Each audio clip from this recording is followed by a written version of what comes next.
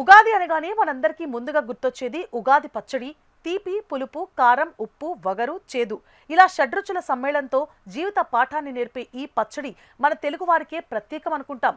అయితే ఈ ఆచారం కేవలం మన దగ్గరే కాదు, ప్రపంచవ్యాప్తంగా అనేక దేశాల్లో జీవిత సారాన్ని తినిపించే సాంప్రదాయాలు ఉన్నాయనే సంగతి మీకు తెలుసా? అవేంటో ఒకసారి చూద్దాం. ఇజ్రాయెల్ సెడర్ ప్లేట్ చేదు జ్ఞాపకం. యూదుల పాసోవర్ పండుగలో వడ్డించే సెడర్ ప్లేట్ మన ఉగాది పచ్చడికి గట్టి పోటీ ఇస్తుంది. ఇందులో మరోర్ అనే చేదు ఆకును తింటారు. ఇది వారి పూర్వీకులు పడ్డ కష్టాలను గుర్తు చేస్తుందట.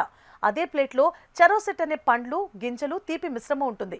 అంటే కష్టం చేదు, తర్వాత సుఖం తీపి వస్తుందని చెప్పడమే దీని ఉద్దేశం. ఇది మన వేప పువ్వు బెల్లం కాంబినేషన్ మాదిరిగానే ఉన్నట్లు కనిపిస్తోంది కదూ. ఇక జపాన్ ఓసెచి బాక్సుల్లో భవిష్యత్తు. జపనీయులు కొత్త సంవత్సరంలో ఓసోచి రోరి అనే ప్రత్యేక వంటకాల బాక్సును పంచుకుంటారు.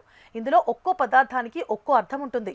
నల్ల సోయా చిక్కుళ్ళు తింటే ఆరోగ్యం, చేపగుడ్లు తింటే సంతాన ప్రాప్తి అని వారి నమ్మకం.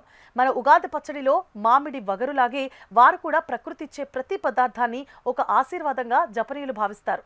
ఇక ఇరాన్ హఫ్తసిన్ 7 వస్తువులు 7 పాఠాలు. పర్షియన్ కొత్త సంవత్సరం నౌరూజ్ సమయంలో ఇరానీయులు హస్సీన్ అనే టేబుల్ను ఏర్పాటు చేస్తారు. ఇందులో ఎస్ అక్షరంతో మొదలయ్యే 7 పదార్థాలుంటాయి. వెల్లుల్లి ఆరోగ్యానికి, వెనిగర్ సహనానికి ప్రతీక అని చెబుతారు. మన పచ్చడిలో చింతపండు పులుపు ఎలాగో అక్కడి వెనిగర్ అలా అన్నమాట. ఈ సాంప్రదాయం వెనుక ఉన్న లోతైన అర్థం అందరినీ ఆశ్చర్యపరుస్తుంది. ఇక చైనా లావాగంజి 8 రకాల అదృష్టం. చైనీయులు లాబా పండుగ నాడు 8 రకాల ధాన్యాలు, పండ్లతో చేసిన గంజిని తాగుతారు.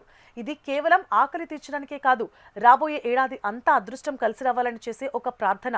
మన ఉగాది పచ్చడిలో కొత్త బెల్లం ఎలాగైతే కొత్త ఆశలను చిగురింపచేస్తుందో, ఈ లాబా గంజి చైనీయులకు అంతటి పవిత్రమైనది. మహారాష్ట్ర పంచరస అదే సాంప్రదాయం. మన పొరుగు రాష్ట్రం మహారాష్ట్రలో గుడి పడ్వా రోజున పంచరస పేరుతో వేప పువ్వు, బెల్లం, ఉప్పు, జీలకర్ర కలిపిన లడ్డూలను తింటారు. పేరు వేరైనా పరమార్థం ఒక్కటే. జీవితం అంటే కేవలం తీపి మాత్రమే కాదు, అన్ని రుచులను సమానంగా స్వీకరించాలని ఈ వంటకం మనకు గుర్తు చేస్తుంది. ఈ పోలికలను చూస్తుంటే వసుదైక కుటుంబం అనే భావన మనలో కలుగుతోంది కదూ.